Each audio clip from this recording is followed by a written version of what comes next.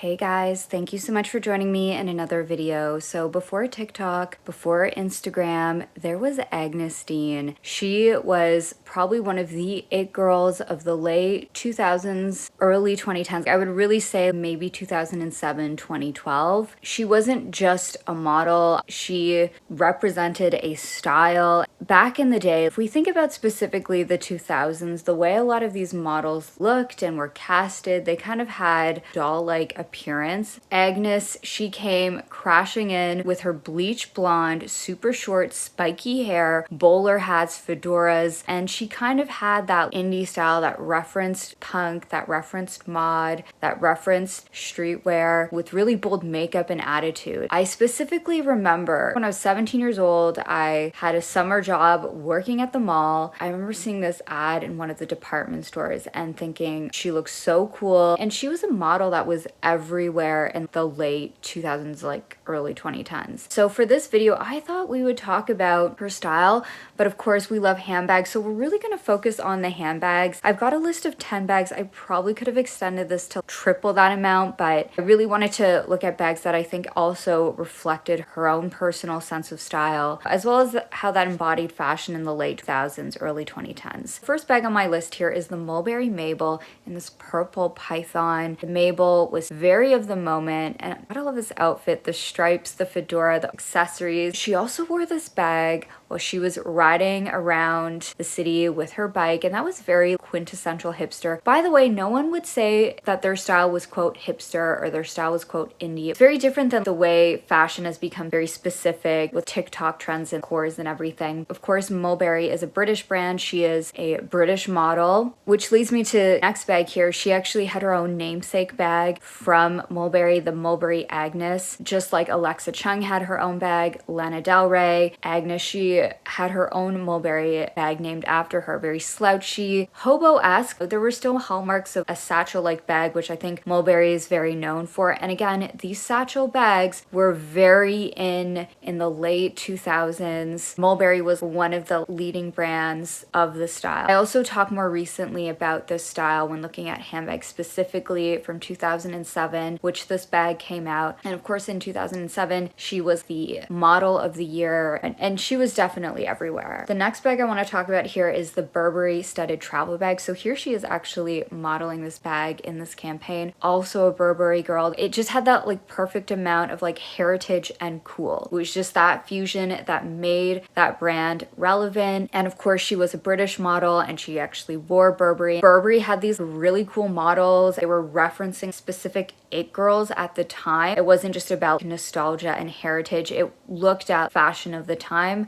but still used its codes to promote its own brand. And it was just cool to want to dress in a more edgy way. Of course, there was like the Y2K era, then the boho era, but she kind of had like a party girl side to her. And I think this is when we sort of saw this transition of this party girl morph into this indie hipster girl who was also very much a party girl. She was with the band, or maybe she was in a band. Like it was that kind of party vibe. Next, here we have her wearing this very iconic Steven Sprouse Speedy. She's at a Steven Sprouse party. So this is 2009, and this is well after this bag came out, but it was so her style. Also, just look at her fashion here. Really like whimsical, very colorful. Pop art aesthetics were also very in, but also like the vibrance of the 1980s. It was just a very eclectic collage of various styles. And then we've got the graffiti, which feels very street style as well. Also, gotta love the wingtip eyeliner, very quintessential millennial. Here she is at a party, and party culture was like very much a thing, and you wanted to wear clothes that stood out. Like this next bag is also from Louis Vuitton. So this is the Richard Prince joke bag. So Richard Prince did these jokes starting in the 1980s, and these started as handwritten one-liners he sold. It evolved into these like silk screened canvases with these punchlines, often commentary on American pop culture, gender, relationships, absurdity. And it was just this fusion of contemporary art and luxury fashion, very clever, tongue-in-cheek, that turns Louis Vuitton canvas into something a little bit more cultural and satirical. Next, we have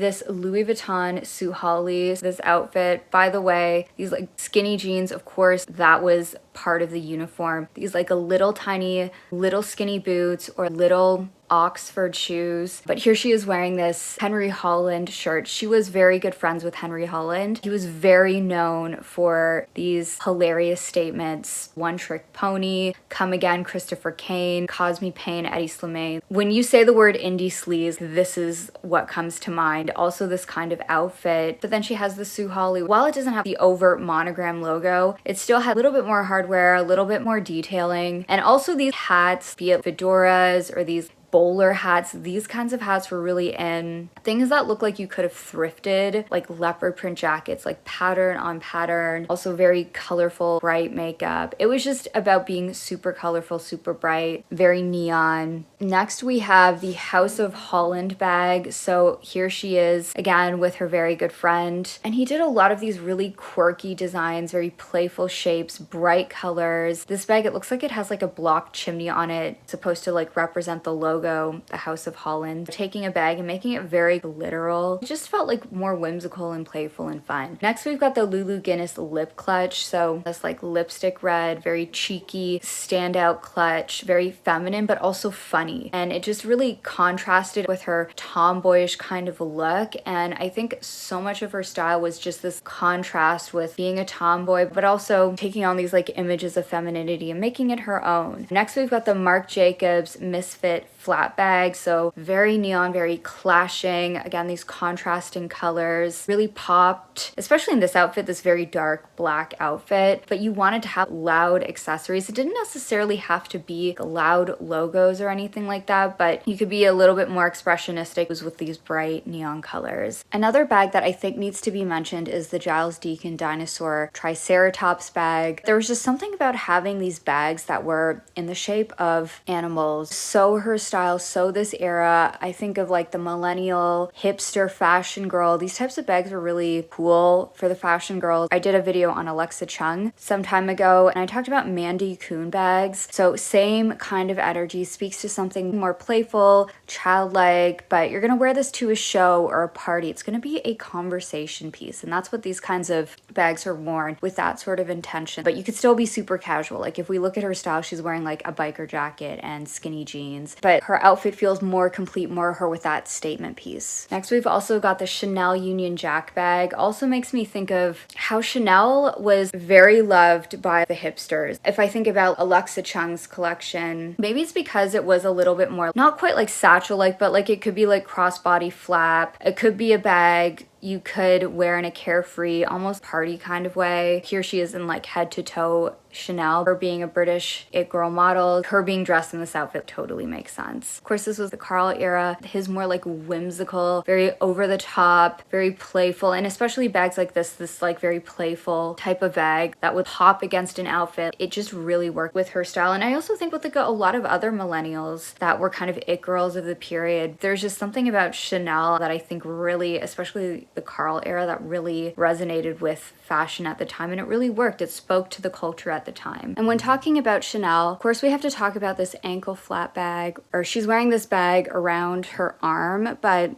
these were spotted on the spring summer 2008 runway collection at the time. Lindsay Lohan had to wear a court mandated ankle monitoring strap. So Karl was the kind of designer that would take a moment like that and turn it into fashion, take like a pop cultural moment and make it fashion. And I do think with Chanel, there was this indie girl affinity, whether it be in a vintage way or in a modern way. But I think overall, Chanel just had a huge mass appeal. It really hit the culture at that time. Another bag that I think is very much, I would describe as that indie or like hipster style, is this Proenza Schouler PS11. And again, I think like the Proenza Schouler bags, this was their era. This was PS1, and also this bag, you know, you could wear it in a neutral way or in like a bright color, but to me this is quintessential like indie hipster. Also the metal studded hardware. If you had a hipster style, this was the bag to have. If it was like this or the Cambridge satchel or Mulberry bags, this was that style. Here she is with the the Longchamp Gatsby bag. Also noteworthy, these types of shoes, these like cotton canvas, there were two brands, Todd's and Bob's. It was part of this sort of like ethical marketing, ethical mission where if you bought a pair, another pair would be donated. And a lot more brands were doing this sort of eco-conscious approach to consumption. These types of shoes were also cotton canvas. Even just things like Keds, canvas like super slim soled shoe were very in. But yeah, the Longchamp Gatsby, it wasn't really a hyped bag at all. It was a little bit lesser known. Structured, rectangular. It's got the flap closure. Came in like smooth calfskin embossed leather, patent finishes. Hardware a little bit more discreet. Felt very downtown, and I think that's also part of her style. It kind of had this like downtown city girl, but for her it was a little bit more edgy. Here she's wearing also this band tee. While basics have always been a thing, I think a part of this kind of wardrobe, this kind of like indie hipster style, like band tees were your basics. It was your way of expressing your style, your personal interests, your music tastes. Next, we've got this Rebecca Minkoff bag. I don't think she was someone that wore exclusively luxury. For an everyday bag, this Rebecca Minkoff bag, crossbody with this flap and like little clasp in a bright color, non-branded, was very much quintessential hipster looking late 2000s, early 2010s kind of style. Not quite like the boho slouchy dumpling bags. It felt a little bit more structured, easier bag to be on the go, to ride your bike, to go to a show in, to go to the indie coffee club or that indie bookstore. Could just fit a book and your essentials and you're kind of out the door. Here she's wearing another Rebecca Minkoff bag, again with the studs. Something about the studs spoke to that kind of edgy aesthetics. Went well with her cutesy dress and her leather jacket. Here again, she's also wearing Rebecca Minkoff. This is the morning after bag. I think again, during this period, while we've talked about Chanel and Louis Vuitton, more of the top end of luxury, she was of course a defining era it girl model of that time. She did of course have access to this level of fashion, like walked to these fashion shows, but she also wore these types of contemporary to indie brands that would, I think, have more of a moment during this recession. And the recession kicked in, people did not necessarily want to wear overt logos, nor did they want to spend loads on a handbag. And I think Rebecca Minkoff did appeal to that market. The bags could still be colorful and embellished with things like studs or zippers, but this idea of wanting to buy into like status or wealth signaling, this was not something that was like emphasized with hipster style. I think about like taste and style first over status. Your cultivated indie taste was very crucial in how you expressed your style and the types of brands you wore, or how you thrifted something. And even the fact that she wore this Steven Sprouse bag years after because it was her style, not necessarily what was like the in Louis Vuitton bag of that time. Again, it was like a reflection of style and lifestyle over how much money she could drop on a bag. Of course, there could be levels of status in a Mulberry bag to a Chanel bag, but when I use this word taste, I'm not saying it in this elite way. Like, I think taste and style as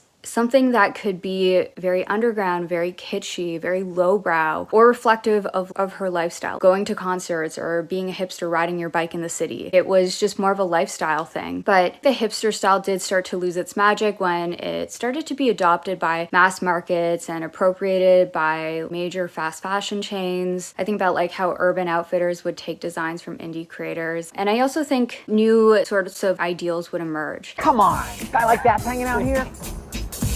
Bar's over. When I think about her style, and I touched upon this in my video on bags from 2007, where the style of the time, and of course I'm speaking generally, of course not everybody dressed boho or not everybody dressed Y2K, but you see what fashion is doing, what is very popular, the predominant styles, and you see how the style of someone like Nicole Richie or even the Olsens changed from something that was a little bit more Y2K to boho. And this new generation with this kind of indie girl, this hipster girl, this new generation of girls that were a little bit more online, girls that were into the music scene, be it like Alexa Chung or Sky Ferreira, or even at like the pop level, like Lady Gaga, Katy Perry, or Rihanna. There was also this new generation of musician, and it was a little bit more rebellious. It was a little bit more expressive, a little bit more over the top, fun, whimsical, very party girl, very colorful, neon, less about the earthy tones, more contrast, a little bit more 80s. Agyness Deyn was one of the first models that in a major way signaled this shift, and seeing her so much in fashion. What I especially really loved about her style, and it's very interesting to me when I hear recession core, and during this recession, it was very much about expressing yourself through like DIY culture, through vintage, through thrifting, and it was done in an eclectic way and making things more fun. Times were definitely tough, but it was also an era where like a lot of young people want to party more, and there was a willingness to be a little bit more cringe, and sometimes it was just like you were feeling this way that day, so you just wanted to wear something kind of silly. You wore this vintage thrifted piece, or that band tee, or the bag the shape of a house, or like a silly slogan. And Agyness Deyn was someone who was very much at the forefront of fashion, very much an it girl, very much someone looked to in the fashion world, but also I think when it came to music culture, blog culture, I think of her as being quite prominent. When I think about her style specifically, I think of it as peak of hipster style in a very maximal way, or indie sleaze is a term people often use in hindsight to describe the style. Her style was intentionally loud, and I think the way a lot of people also approached the style, it was like a form of rebellion. You definitely feel like there's a strain of punk in aesthetic, and I'm gonna say in aesthetic because there really was like a multitude of eras collaged into one. There's the style of 60s mod icons, E. Sedgwick, Twiggy, or it could be 80s colorful excess, or even aspects of 1950s kitsch aesthetics. There's a lot of mismatching, juxtapositions, chaos. Sometimes things just felt random. That was also the point. That's what a lot of young people felt very cool at the time, and it just was so right. She became one of the it girls of that time, the it model. She had that defining look that high fashion really wanted to emulate, from Jean-Paul Gaultier to Burberry to Chanel. It really was not about flexing. It was finding a sense of belonging to a scene and a sound. And Agyness, she did quit modeling in 2012 to focus on her acting career, and she did come back for certain campaigns. For YSL in 2015, she walked the runway, then for Burberry in 2019, and again in 2024. So she's done some campaigns here and there, but she's definitely stepped away from the scene. But yes, that's my video for today. Thank you so much for joining me in another one, and I hope to see you in the next one. Bye!